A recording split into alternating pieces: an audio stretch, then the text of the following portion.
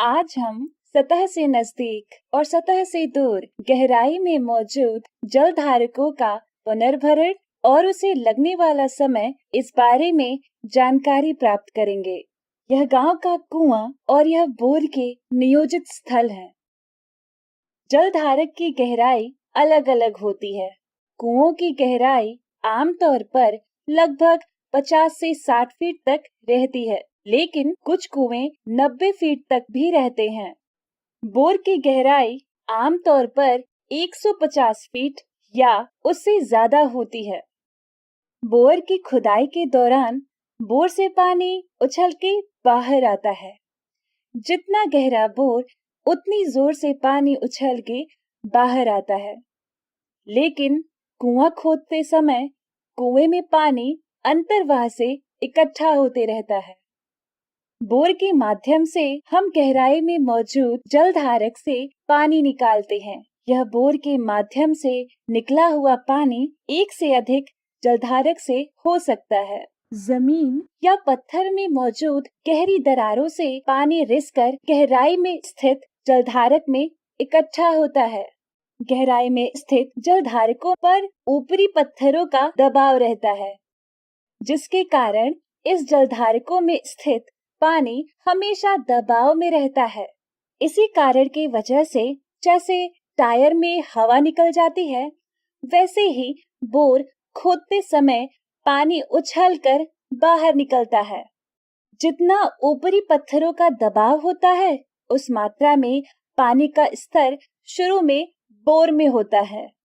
इसी कारण की वजह से बोर और कुएं के पानी के स्तर में हमें स्पष्ट रूप से अंतर दिखता है। उथले जलधारक आमतौर पे सतह से नजदीक 50 फीट तक पाए जाते हैं। इस उथले जलधारक में मौजूद पानी का दोहन हम कुएं के माध्यम से करते हैं। 50 फीट के नीचे दो अपारगम चट्टानों के बीच के भूजल के भंडारण संग्रह को गहरा जलधारक कहते हैं। रबी के मौसम में सिंचाई शुरू करते ही कुओं और बोर का जल स्तर घट जाता है। बोर में पानी का स्तर कुएं की तुलना में तेजी से नीचे जाता है। जिस मात्रा में गहरे जलधारों में पानी के ऊपर का दबाव कम होता है, उस मात्रा में बोर में पानी का स्तर नीचे जाता है। वर्षा जल मिट्टी के माध्यम से रिसता है और पहले उथले जलधारकों में जमा होता है। इस पानी का रिसाव होके गहरे जलधारकों में पानी का संचयन होने के लिए 8 महीने से लेकर कई साल तक का समय लग जाता है। जैसे जैसे गहराई बढ़ती जाती है, वैसे वैसे संचयन का पानी भी बढ़ता जाता है। पानी चट्टानों में मौजूद दरारें और छेदों से धीरे धीरे गहराई में रिसता है। वर्षा जल को जमीन में रिसने के लिए समय लगता है। यह समय कुछ दिनों से लेकर कुछ 100 वर्षों तक का हो सकता है। उथले जलधारकों का पुनर्भरण होने के लिए कुछ सप्ताह से लेकर 3 से 5 महीने तक का समय लग सकता है, जबकि जलधर जितना गहराई में स्थित होता है, उतना रिचार्ज करने में अधिक समय लगता है। 500 फीट पर मौजूद जलधारकों का रिचार्ज करने के लिए कई महीने या साल लग सकते हैं। पानी का मुख्य गुणधर्म यह है कि पानी के संपर्क में आने वाली अधिकांश चीजें इसमें घुल जाती हैं। पानी और चट्टानों का संपर्क समय जितना अधिक होगा, गुणवत्ता उतनी ही खराब होगी। हमारी चट्टानें कई खनिजों से बनी हैं। अधिकांश खनिज पानी में घुल जाते हैं। कुछ खनिज पानी में कम समय में घुल जाते हैं, तो कुछ खनिजों को पानी में घुलने के लिए अधिक समय लगता है।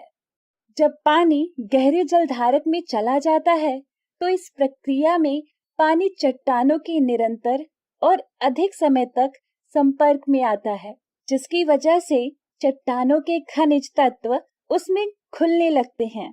इन गहरी चट्टानों में खनिजों के कारण पानी की गुणवत्ता बदल सकती है और इसलिए बोर के पानी में खारापन अधिक होने की संभावना होती है, या इस पानी में फ्लोराइड जैसे हानिकारक तत्व हो सकते हैं।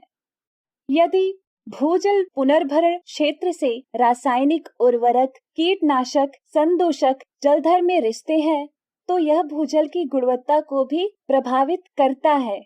ऐसे ही मानव द्वारा निर्मित दूषित पानी धीरे धीरे मिट्टी में रिसता है और उथले जलधर में जमा होता है, जिसके कारण कुएं के पानी की गुणवत्ता खराब होती है। भूजल के प्रवाह पर उसकी गुणवत्ता निर्भर करती है। ऐसे भूजल धारक का उपयोग करें जिसका पुनर्भरण हर साल हो।